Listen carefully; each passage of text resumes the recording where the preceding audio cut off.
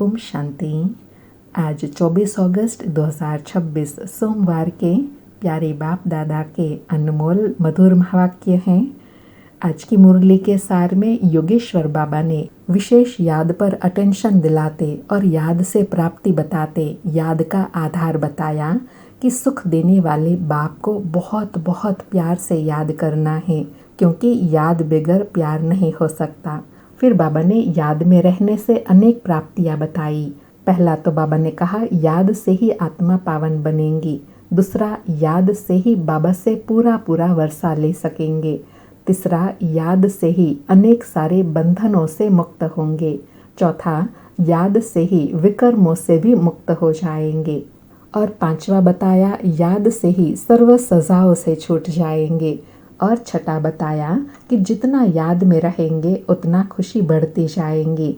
सातवां बताया कि जितना याद में रहेंगे उतना अपनी मंजिल समीप अनुभव करेंगे। आठवां बताया कि याद में रहने से कभी थकावट नहीं होगी। और नौवां बताया कि याद में रहने से बेहद के बाप से बेहद सुख का वर्षा ले सकेंगे।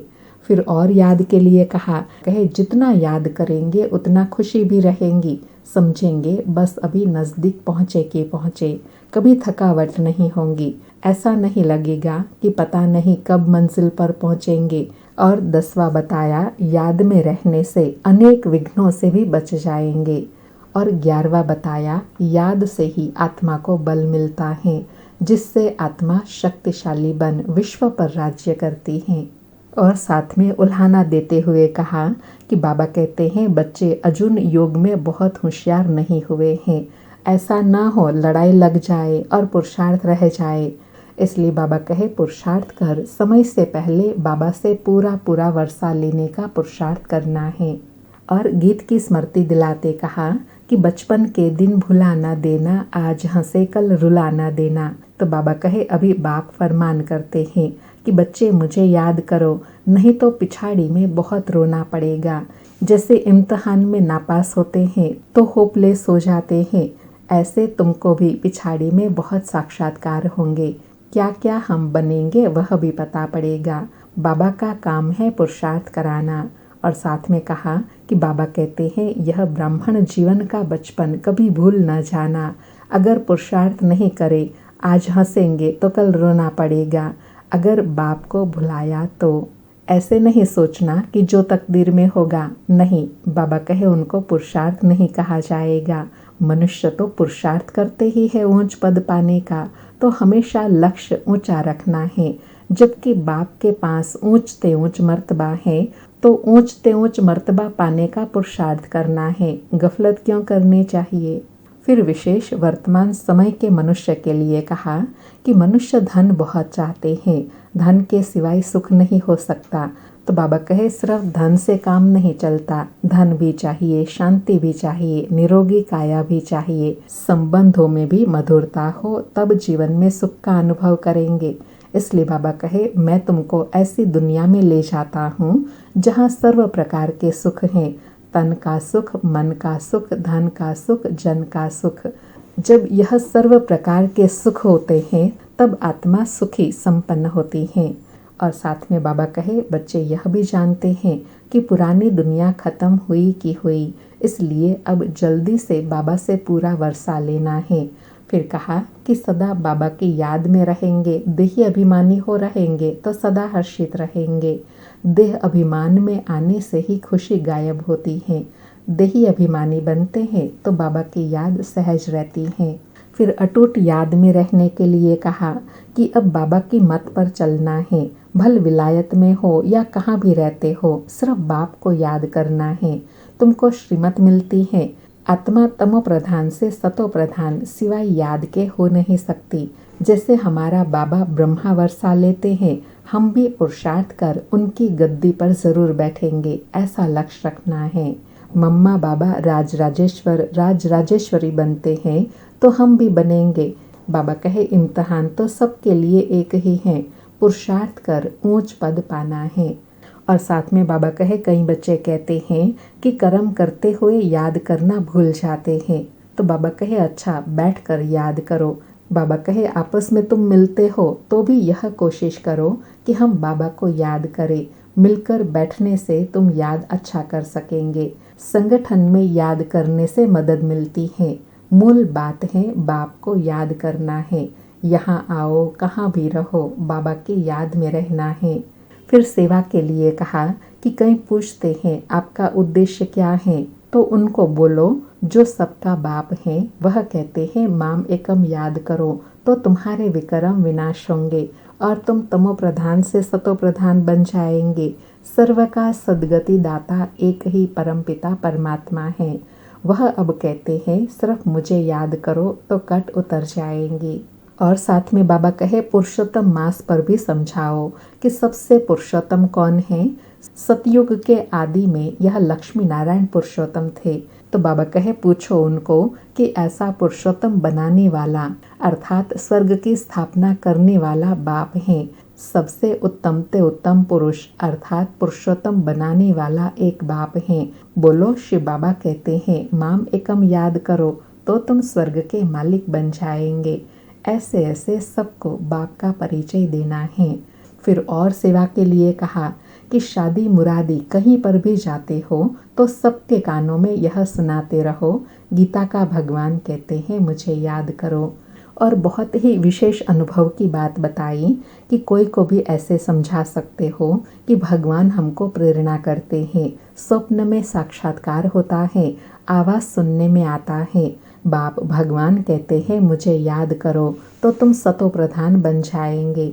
बाबा कहे तुम खुद भी सिर्फ यही चिंतन करते रहो तो भी बेड़ा पार हो जाएगा। हम प्रैक्टिकल में बेहद के बाप के बने हैं और बाप से 21 जन्मों का वर्षा ले रहे हैं तो खुशी रहनी चाहिए। बाबा को भूलने से ही तकलीफ होती है। और लास्ट में भी श्रेष्ठ स्थिति बनाने के लिए कहा कि अंत में ऐसा समय होगा जो तुम घर से भी बाहर नहीं निकल सकेंगे। बाप को याद करते करते शरीर छोड़ देंगे। फिर अंतकाल जो शिव बाबा सिमरे, फिर नारायण योनि वल वल उतरे अर्थात फिर 21 जन्म देवी देवता योनि में जाएंगे। बाबा कहे लक्ष्मी नारायण की डिनाइस्टी में आएंगे, घड़ी घड़ी राजाई पद पाएंगे। बस सिर्फ बाप को याद करो और बाप को प्यार करो। याद बिगर प्यार कैसे करेंगे। बाबा कहे जब बाप को याद करने से सुख मिलता है तब याद करते हैं, दुख देने वाले को याद नहीं किया जाता है। बाबा कहते हैं मैं तुमको स्वर्ग का मालिक बनाता हूँ इसलिए तुम मुझे प्यार करते हो, तो फिर अब बाप की मत पर चलना है। सुनते हैं याद में सर्वश्रेष्ठ स्थिति बनाने के लिए प्यारे बाप दादा के महावाक्य। आज बाबा कहे मीठे बच्चे सुख देने वाले बाप को बहुत बहुत प्यार से याद करो, याद बिगर प्यार नहीं हो सकता। मीठे बच्चे सुख देने वाले बाप को बहुत बहुत प्यार से याद करो, याद बिगर प्यार नहीं हो सकता। आज मुरली से प्रश्न है बाप बच्चों को रोज रोज याद का अभ्यास करने का इशारा क्यों देते हैं। उत्तर में बाबा कहे क्योंकि याद से ही आत्मा पावन बनेंगी, याद से ही पूरा वर्षा ले सकेंगे, आत्मा के सब बंधन खलास हो जाएंगे, विकर्मों से मुक्त हो जाएंगे, सजाओं से छूट जाएंगे। जितना याद करेंगे उतना खुशी रहेंगी, मंजिल समीप अनुभव होंगी, कभी भी थकेंगे नहीं, बेहद का सुख पाएंगे। इसलिए याद का अभ्यास जरूर करना है। आज मुरली में गीत बजा बचपन के दिन भुला न देना, आज हंसे कल रुला न देना। सारी मुरली से धारणा के लिए सार है। पहला पॉइंट, पढ़ाई में कभी गफलत नहीं करनी है। लड़ाई के पहले बाप से पूरा पूरा वर्षा लेना है। दूसरा पॉइंट, श्रीमत पर बाप को बड़े प्यार से याद करना है। आज बाबा का वरदान है संकल्प वृत्ति और स्मृति में व्यर्थ को समाप्त करने वाले सच्चे ब्राह्मण संपूर्ण पवित्र भव। संकल्प वृत्ति स्मृति से व्यर्थ को समाप्त करने वाले सच्चे ब्राह्मण संपूर्ण पवित्र भव। स्पष्टीकरण है, अपने संकल्प वृत्ति और स्मृति को चेक करो। ऐसे नहीं कुछ गलत हो गया, पश्चाताप कर लिया, माफी मांग ली, छुट्टी हो गई। कितना भी कोई माफी ले, लेकिन जो पाप व व्यर्थ कर्म हुआ उसका निशान नहीं मिटता। रजिस्टर साफ नहीं होता। सिर्फ इस रीति रस्म को नहीं अपनाओ, लेकिन स्मृति रहे कि मैं संपूर्ण पवित्र ब्राह्मण हूँ। अपवित्रता संकल्प, वृत्ति व स्मृति को टच नहीं कर सकती। इसके लिए कदम कदम पर सावधान रहो।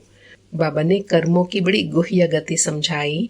पश्चाताप हो गया, माफी मांग ली तो उस विकर्म से, पाप कर्म से छूट जाएंगे? नहीं, बाबा कहे उस कर्म का जो दाग लगा है उसका निशान तो रहेगा, रजिस्टर खराब हो जाएगा। इसलिए अटेंशन देना है कि संकल्प में, वृत्ति में, स्मृति में व्यर्थ व अपवित्र टच न हो। कदम कदम पर सावधानी रहे, तब संपूर्ण पवित्र बन सकेंगे। आज का स्लोगन है, बाप के साथ को यूज करो तो कभी दिल शिकस्त नहीं होंगे। आज के अव्यक्त इशारे हैं, अपवित्रता के बीज को भी समाप्त कर संपूर्ण स्वच्छ पवित्र बनो।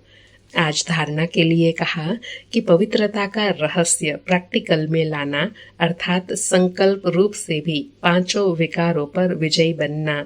व्यर्थ संकल्प क्रोध भी पैदा करता है और काम अर्थात किसी आत्मा के प्रति अगर व्यर्थ दृष्टि भी जाती है तो उस समय पवित्रता नहीं मानी जाएंगी। तो यह व्यर्थ संकल्प बाप के प्यार के पीछे न्योछावर करो। बाबा ने बड़ी सूक्ष्म चेकिंग करने के लिए कहा कि संकल्प में भी किसी भी आत्मा के प्रति किसी भी तरह से 5 विकारों के अगर वशीभूत है तो संपूर्ण पवित्रता नहीं। इसलिए बाबा कहे जो भी व्यर्थ अपवित्र संकल्प है उसे बाप पर न्योछावर कर दो तो संपूर्ण पवित्र सहज बन जाएंगे। अच्छा, ओम शांति। शुक्रिया बाबा, शुक्रिया।